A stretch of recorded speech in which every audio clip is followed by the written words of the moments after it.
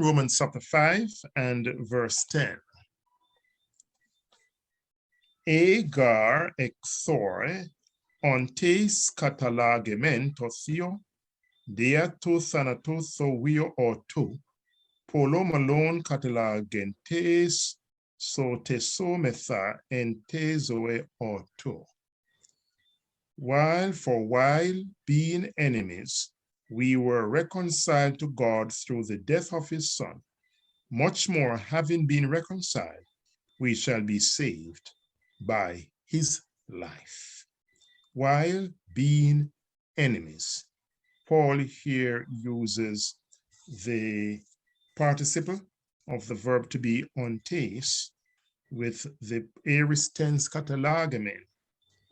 Point, the time of the participle, the present participle, is contemporaneous at the same time with that of the main verb. The main verb is reconciled. So the point is, while being enemies, reconciliation, aorist tense, was a completed action. While being enemies, reconciliation, katelagemen, or the atonement, was completed to God through the death of his Son. Much more, having been reconciled, katelagentes, can the aorist participle, having been reconciled, completely, fully finished at the cross, we shall be saved by the death of his Son. In other words, a reconciliation occurred while we were enemies.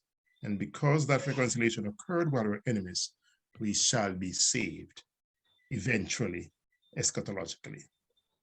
Again, salvation first at the cross in Jesus, full and complete. And because of that, we shall be saved.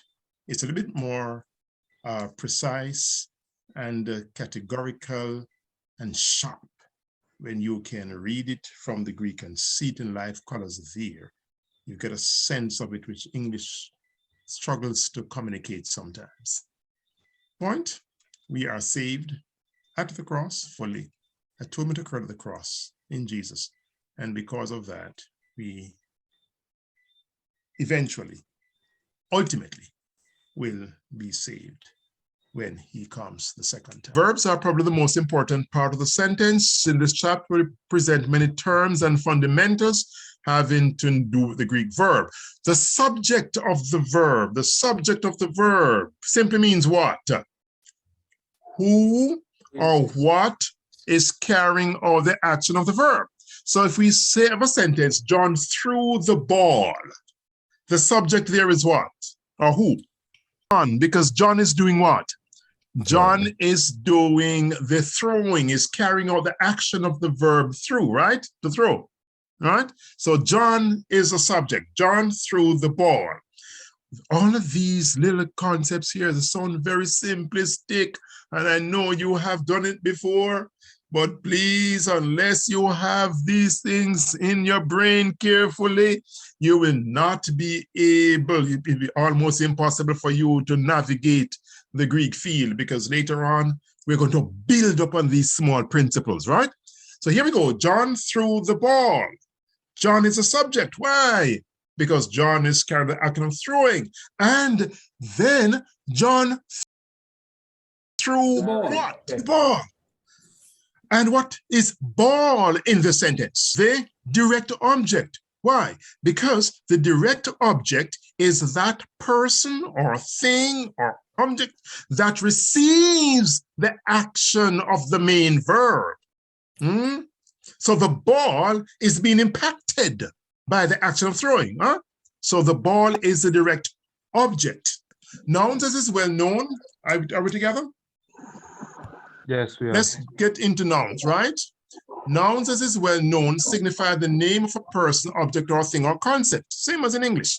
Along with verbs, nouns form very important dimension of the sentence, right? The Greek noun has number. It can either be what? Talk to me, somebody. The noun can, in terms of number, it can either be singular or plural. Singular or plural. I'm reading from the screen, reading from the notes. Gender, look at this now. Gender, Greek nouns are either what? Masculine, feminine, or neutral. or neuter. Good. But gender in Greek, however, has to do with what? Grammatical gender, not natural gender as in English. For example, stone in English is what? Neuter. Am I right? Yes. Some English person. But lithos or stone, the word for stone in Greek is lithos, is what? Masculine. Masculine. Does stone have masculine qualities? Does stone have male qualities? No.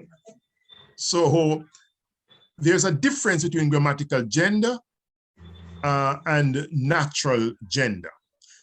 Keep on going. The Greek word for house, oikos, is masculine. And for spirit, pneuma, is neuter. What is the Holy Spirit neuter? That's right. So the gender in Greek and also the same in Hebrew is not the same as gender in English. It's more of a grammatical designation of, I think the same thing happens in Spanish too, where you have all sorts of gender given to every different kind of word. All right? Okay, another word that you need to learn is the word declension. Could you ask the word, everyone? Declension. Declension has to do with what? It's on the screen, reading from the screen. Declension has to do with spelling patterns. There are 3 spelling patterns or groupings, you could say, in Greek. The first declension, the second, first, and third declension. Right? I have your second, first, and third. The reason why we have second, first, because the second declension is the more prominent one, which you will do first. And then we have what is called cases. Moving on. Cases signify the grammatical function of the noun within the sentence. For example, there is a noun functioning as subject, direct object, or indirect object. And we met these before. If the noun is functioning as the subject of the sentence, that is, carrying out the action of the main verb, then the noun is in the nominative case. For example, the man teaches the people. Man, here, man is in the nominative case. Why? Because man is the subject.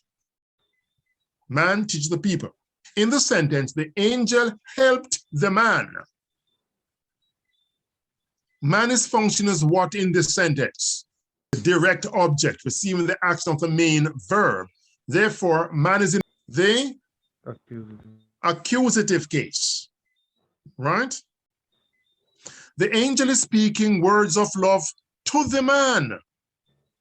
Man is functioning as the indirect object, the person or thing in whose interest the action is being done. So the angel speaks words of love to the man. Let's practice, everybody. Let's practice. This is very, very important. I just wanted to also get this concept because we are going to use it just now to apply to the Greek. And once you need to have the conceptual framework in your head, because unless you have this conceptual framework, it's very difficult to read, understand, communicate in Greek, all right? The angel is speaking words of love to the man. Angel is the subject. Why do we know angels is the subject? Somebody tell me. The angel is the one doing the Beautiful. It is doing the action of speaking, which is the main verb. And words is the direct object. Why is words direct object? Tell me somebody. Because that's what the angel is doing.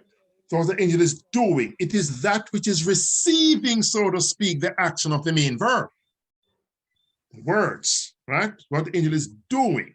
So he's speaking words of love to the man.